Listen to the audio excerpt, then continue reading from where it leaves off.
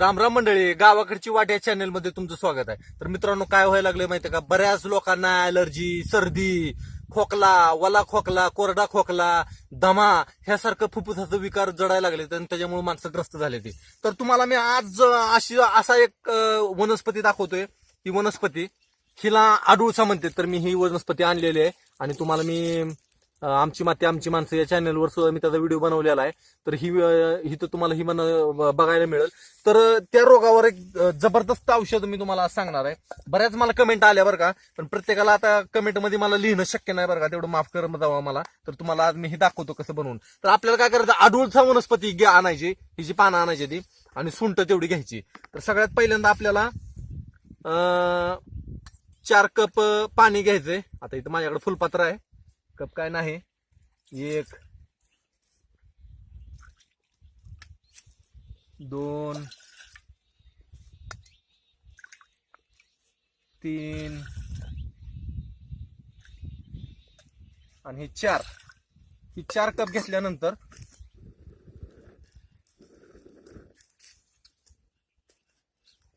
आपल्याला ही पानं टाकायची ती. आता ही पानं कशी टाकायची तुम्हाला मी सांगतो. जर का पानं जर मोठी असतील, आता ह्याची मोठी पानं आहेत, 1 2 3 4 ते 5 पानं घ्यायची आपल्याला ह्याची आडुळशाची. तुम्ही 4 पण घेऊ शकता. आणि ही पानं अशी तुकडं करायचं ह्याचं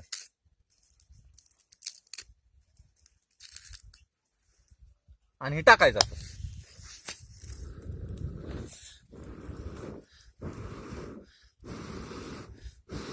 आता मी तर माझ्या लेकरांना बघा हीच औषध देतो. आता ही सुंठ आहे बघा मित्रांनो, ही सुंठ सुद्धा गरजेची आहे. तर ही सुंठ आपल्याला जरा बारीक करून टाकायची. बारीक करतो मी.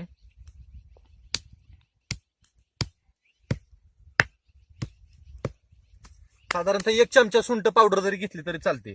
आता या अंदाजीच टाकली मी, बरोबर एवढा घेतलंय मी, 1 चमच्याच्या सुमार आहे. ज्यांना ज्यांना ॲलर्जीचा त्रास आहे, धुळीचा वास आला की शिंका येते त्या, आणि शिंका यायला लागले की सारख्या शिंका येते त्या, सर्दी सारखी होती, अजून फुफ्फुसाचा जी विकार आहे, दमा असू द्या, तर त्याच्यामध्ये हा काढा खूपच उपयुक्त आहे. कसं आहे माहिती आहे का मित्रांनो, आता आमची माती आमची माणसं मध्ये मला तुम्हाला वनस्पतींची मी ओळख करून देतो, पण तिथल्या तिथं मला लगेच सांगता येत नाही की तुम्हाला अशा पद्धतीनं काढा बनवा, असं सामग्री घ्या. तर मी काय ठरवलं की एकदम डिटेलमध्ये तुम्हाला जितकी माहिती मिळेल ती तितकी तुमच्या उपयोगी येईल मित्रांनो. तर ती कसं बनवायचं काय हे जर तुम्हाला समजलं तर सगळ्यांना त्याचा फायदा होईल आणि तुम्हाला फायदा झाला म्हणजे मला समाधान मिळलं, माझं ह्याच्या पलीकडे काय नाही. तर आपला काढा चालू आहे ना.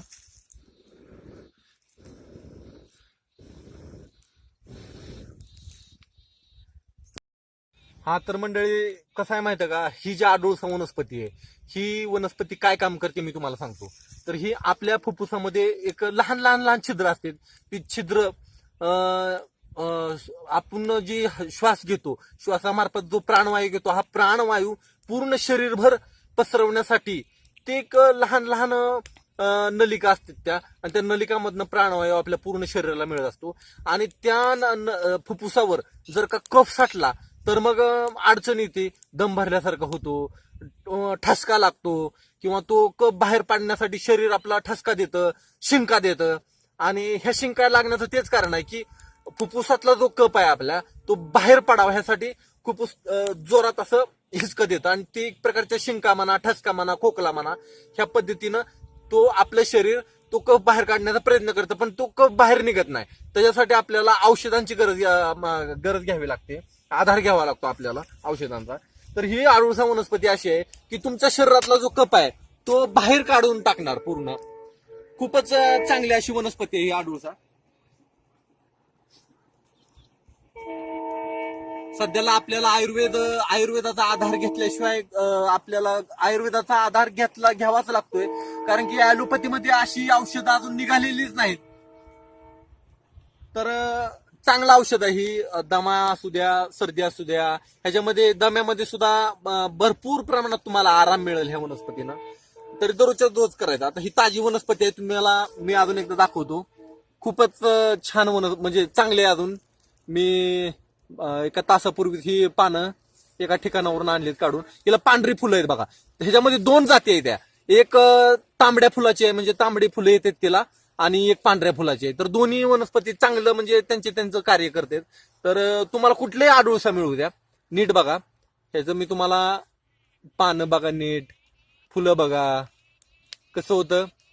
एका व्हिडिओमध्ये मला सगळं दाखवणं गरजेचं, म्हणजे दाखवायला जमत नाही सगळ्याच्या सगळं. तर ही अशा प्रकारची वनस्पती आहे मित्रांनो. तर ह्या वनस्पती जपा. एकंदरीत आपल्याला हा निसर्ग सांगतोय की तुम्हाला माझी गरज आहे आणि मलाही तुमची गरज आहे. एकमेकास सहाय्य करू अवघे धरू सुपंथ. मित्रांनो, आपल्याला ह्या वनस्पतींचा आधार घ्यायचा आहे. हीच आपली संपत्ती आहे खरी. ही आपल्याला विसरून जमायचं नाही आपल्याला.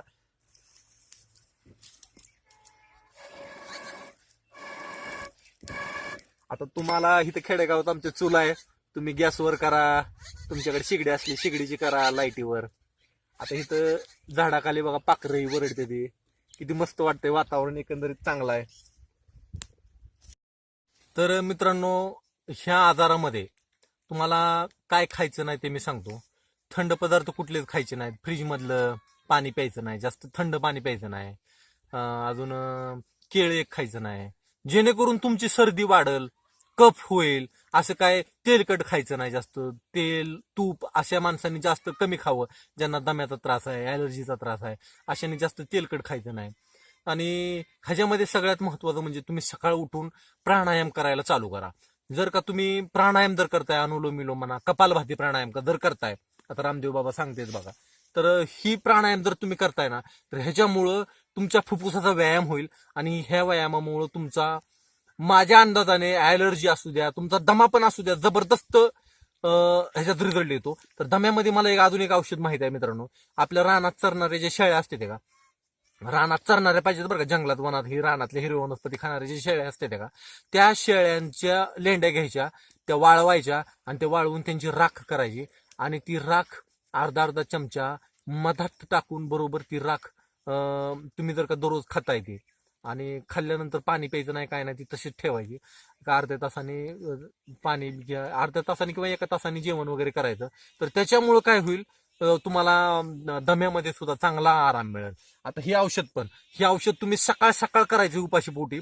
आणि उपाशीपोटी केल्यानंतर, उपाशीपोटी म्हणजे तुम्ही पाणी पण नाही प्यायचं. सकाळ सकाळ उठलं की काढा बनवायचा आणि काढा हा प्यायचा.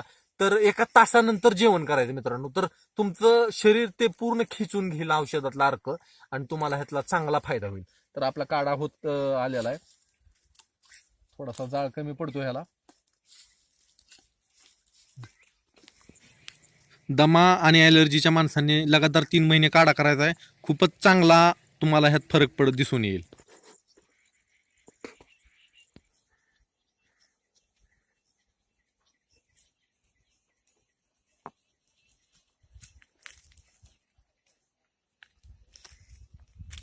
तर मित्रांनो, आता आपला काढा होत आलेला आहे. तर तुम्हाला मला अजून एक सांगायचंय की तुमच्याकडे जर ही हिरवी वनस्पती असेल तर ह्याची 4 ते 5 पानं घेऊ शकता तुम्ही. आणि जर का ही पानं म्हणजे तुम्हाला तुमच्याकडे झाड नसेल आणि तुम्ही जर दुसरीकडून पानं आणली, तर ही पानं वाळवल्यानंतर ह्याचं किती प्रमाण घ्यायचं हे मी तुम्हाला सांगतो. तर वाळवल्यानंतर कमीत कमी 10 ग्रॅमचं तरी प्रमाण असावं. म्हणजे 1 ते 2 चमचे एवढं तरी तुम्हाला ह्याचं चूर्ण, म्हणजे वाळलेली पानांची जर पावडर असली, 1 ते 2 चमचे गरजेचं आहे.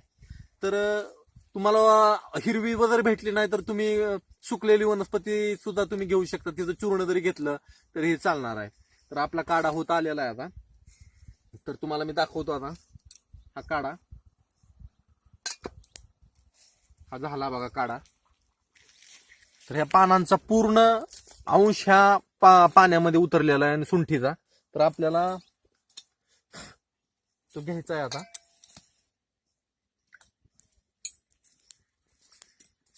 आणि हा काढा पिताना तुम्ही चहा ज्या पद्धतीने पिता त्या पद्धतीनं हा काढा तुम्हाला प्यायचा आहे.